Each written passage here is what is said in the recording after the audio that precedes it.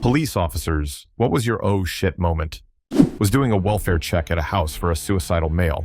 Only person living at the house, car and driveway and house, was locked up. Gathered some more info and was told where a key was. Opened the door, announced myself, and starting searching the house, expecting to find a dead body. Opened a closet door and the guy was hiding in there with a rifle next to him. If he wanted me dead, I wouldn't be typing this. Dude was having some issues. Sat and talked for about half an hour. Told me he heard me but didn't want to talk to anyone. Got him the help he needed. I pulled up on a teen sleeping in a vehicle at the end of a country road. When I ran the license plate, I found out that he was reported as a runaway. The doors on the vehicle were locked, so I knocked on the window to wake him up. Once he woke up and realized what was going on, he shot himself in the mouth with a rifle he had hidden under his blanket. Rough way to start my shift. We were looking for a guy who stole guns from his ex and found him under a pile of clothes in a closet at a different house. Unfortunately, there was like 7 kids sleeping in the same room, so I start getting them out of there while my partner cuffs the guy who is pretending to sleep. We decide to drag him out, and I go to move the mattress to get it out of the way, and we find the stolen guns under where the kids were sleeping. My husband has been a police officer for over 20 years. One night, he was patrolling the downtown area when he noticed a purse someone had left behind. He opened the bag to check for ID and found a turd. Some lady took a big-ass shit in her handbag and left it behind. He'll talk about autopsies and burnt bodies, but that is the one story he would rather forget. A law prof in Australia spent 20 years as a cop before becoming a lawyer and eventually teaching. In explaining the battered wife syndrome defense to murder, he told a story of a call to a little old lady's house where she had said on the phone that she had killed her husband. Before this incident, he didn't really understand why it existed. Why doesn't the woman just leave? Why doesn't she just go to someone else's house? Prof shows up to the door and is greeted by a little old lady saying, "Come in, would you like some tea?" He goes in and she starts putting some cakes on a tray and pouring tea. He wonders if she's all there. He asked, "So you said that you killed your husband on the phone. Would I be able to see him?" She directs him to the living room, where the old man was on a lazy boy chair, bottle in hand, and a tomahawk in his skull. Meanwhile, old lady is asking if he takes sugar or milk in his tea. The prof said at this moment, he realized why the defense of battered wife existed. The drunk old guy had been beating her for years, controlled all the money and didn't let her have friends. She had nowhere to go even if she left him. So on this day, after saying he was going to beat her if his sports team lost, she took matters into her own hands. He said this was the moment he realized that sometimes there are situations where life doesn't make sense and people take the only way they can see. This happened August of last year. Was about 2 in the morning when a 911 hang-up call came in where all that was heard was screaming and swearing. I was the closest unit, riding alone as my partner had been voluntold for another assignment that set of days. So when I got out into the area, I was initially waiting for backup. However, as I was walking up to the house, I heard several voices screaming. Rushing up to the house, the first thing I noticed was blood everywhere. The floor, the walls, the door, all covered to shoulder height. A distraught woman screamed and pointed me towards the living room. Once I get into the living room, I see a male and female on a couch, both covered in blood. The male had a massive laceration on his right forearm, and the female had taken a belt and snake wrapped it around his arm to try and stop the bleeding. Seeing how the belt was applied, I knew it wasn't doing anything to stop the blood flow. So I pulled out my tourniquet, and as I prepped, it said to the guy, "This is gonna hurt like hell, but it'll stop the bleeding." I applied the tourniquet just above the top of his bicep and knew it was on properly when he told me his hand had started to go numb. It was at that point I noticed a second deep gash on his tricep that went down to the bone. It took EMS about 15 minutes to get to the house, and the paramedic made it abundantly clear that had I not applied the tourniquet, the male would have bled out long before they were able to get there. In the end, turns out the guy had come home drunk and forgot his keys, climbed up to a second-story window and punched his way into the house with near deadly results. My cousin was an EMT in Buffalo when he was backing up a SWAT insertion. As he tells it, the oh shit moment was when he realized the gunfire he was hearing wasn't from the police.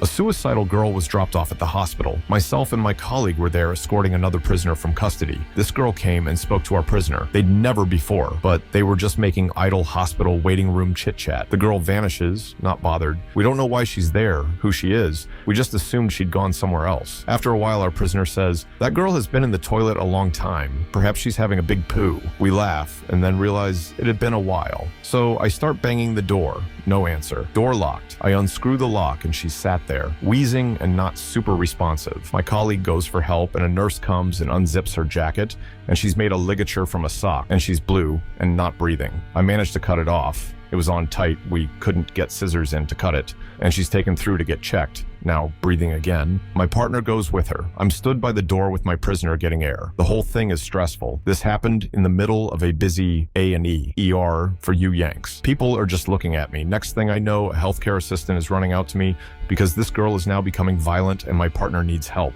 I can't leave my prisoner and I can't leave my partner to get beat up. I chose to go for my partner. This girl is smashing her head into a wall, kicking, hitting, and trying to bite. It took 3 of us to get her calm. I barely managed to get the assistant shout out before going in radio signal is poor to non-existent. Luckily, the prisoner sat patiently in the waiting room whilst we dealt with that. They weren't cuffed, they could have ran, and there was nothing we could do to stop it. On top of all the stress that day caused, I didn't really have the oh shit moment until I was in my car on the way home and I realized a girl nearly died 5 feet away from me. I wouldn't have known if it wasn't for the prisoner paying attention to where their new friend went.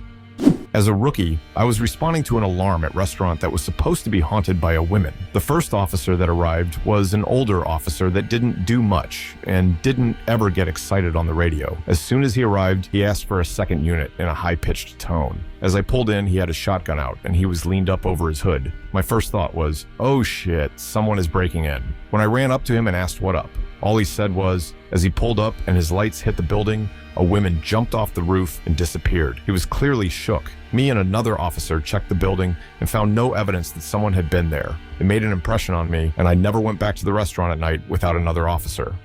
Dad is a newly retired cop, 30 years on the force. He has a couple gems that he has told me. Last one is pretty sad, so if you have any type of suicidal tendencies, consider this a trigger warning. 1. While working as a patrolman, he had a couple encounters with people high on PCP. The first was a lady who cut her entire anus out and ripped the inside part out. She woke up the next day with no recollection of what happened. She will have to be on a colostomy bag for the rest of her life too. Another PCP story. Guy was butt naked in the middle of the road, sweating profusely. For those who don't know, PCP raises your body temp so people get naked because they are hot.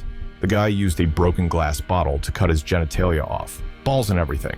He ended up bleeding out before EMS arrived. 3. Sad one. Thanksgiving morning, Dad worked a night shift and was home by 6 a.m. I came to the kitchen to help cook for Thanksgiving and see him staring off into space, something bothering him. Turns out, there was a bad car accident and the car caught fire. The woman inside was stuck because her seatbelt had melted to her. Dad went to pull her out and described how her skin had just crisped over, so when he pulled on her to free her, the skin just kind of peeled off. They eventually got her out, but she had suffered severe burns and was permanently disfigured. Dad ended up getting burned up pretty good too, on his arms. She ended up surviving, but took her life about 6 months later. That one my dad couldn't really ever shake. I think he blames himself for not getting her out sooner. That kind of heartache comes with the job, I suppose. Anyway, those are some memorable stories. He's got tons more, but those 3 come to mind right away. I was a rookie cop in a small town. I was driving to a check on a report of a large group of kids causing a disturbance at a school parking lot late at night. I realized I had not tested my PA speaker, which I planned on using to disperse the crowd. On my way to the call, slowly rolling down a residential street at 2 a.m. with my windows down, I decided to tap my PA mic a couple times to check it. First 2 taps, can't tell if it's working. I slow down. I tap the mic several more times. Definitely hear the loudspeakers that time. At that moment I hear, "What the fuck are you doing?" I look out my passenger window and see this old dude sitting on his porch in his underwear, looking pissed. Our eyes locked. I realized I had no decent excuse for clicking my loudspeaker in a quiet neighborhood in the middle of the night, so I didn't say anything back to him, and I floored it up the road.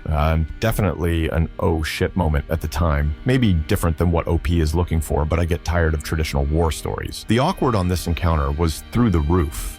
Got a call for emotionally disturbed person. Arrive on scene, and a 350 pounds man built like an NFL lineman is passed out on the floor face down. His wife says he suffers from PTSD from the first Iraq War and that he was an Army Ranger. He had been drinking heavily. His son is on scene and about 16 years old. The man begins to wake up and proceeds to smash his forehead into the ground repeatedly. We call for an ambulance. A small pool of blood begins to form on the floor. The wife grabs a rag and goes to wipe it up when this guy's head jerks up real quick, his face contorted in rage. He grabs the wife by the neck and throws her clear across the room onto the couch. We immediately jump on him, but he is preternaturally strong. There are 4 of us, and we are each fighting 1 limb. The kid jumps in and helps us get 2 sets of cuffs on him because 1 set was not wide enough to connect his wrists behind his back. I ride in the ambulance to the hospital with him while he glares at me angrily.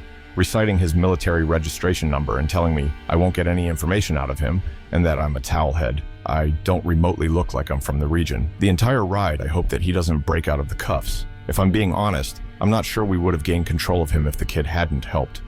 Was a police intern, maybe about my second month in. I got to ride around and help with traffic stops and basically just help the officer on duty. Fairly small town, nothing ever really happened there, mostly just drunks and domestic calls. One afternoon I was with a cop new to the force, fresh from working in the prison. Great guy. Anyhow, we were running a speed check on the outskirts of town and find a guy on a motorcycle speeding with no helmet, illegal at the time. Hit the lights, pulls over with no incident. We get out, guy doesn't even turn around, barely answers the questions through his teeth. Back to the cruiser and run his license. Comes back with several out-of-state warrants with a BOLA attached due to an armed assault against a police officer. We both looked at each other and back at the dude on the motorcycle. Officer immediately unlatches the shotgun from the center console and hands it to me. "If you know how to use this thing, use it," was all he said. Oh shit. Without notice, other officers from surrounding towns are already lining up behind us, thank God. Dude was thankfully tired of being on the run and was ready to turn himself in. He went in without incident.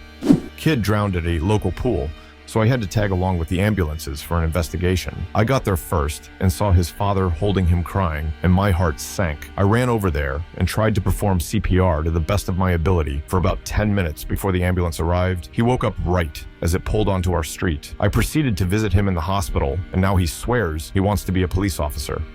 Was on a traffic stop. My sergeant came and backed me up due to having to possibly tow the vehicle. My sergeant's vehicle was behind mine, and we were both in the right lane. My sergeant was sitting in his car, and I exited my car to go talk to him. As I walked closer to his car, I heard a vehicle's engine rev all the way out, but I couldn't see it. For a split second, I knew what was going to happen, and though, oh shit, but couldn't react fast enough. The vehicle I heard smashed into the back of my sergeant's SUV, which struck me, throwing me into the road. The driver was completely hammered and didn't have a license. This happened last Sunday, and I have surgery in a couple weeks for my knee, and my sergeant has a broken back.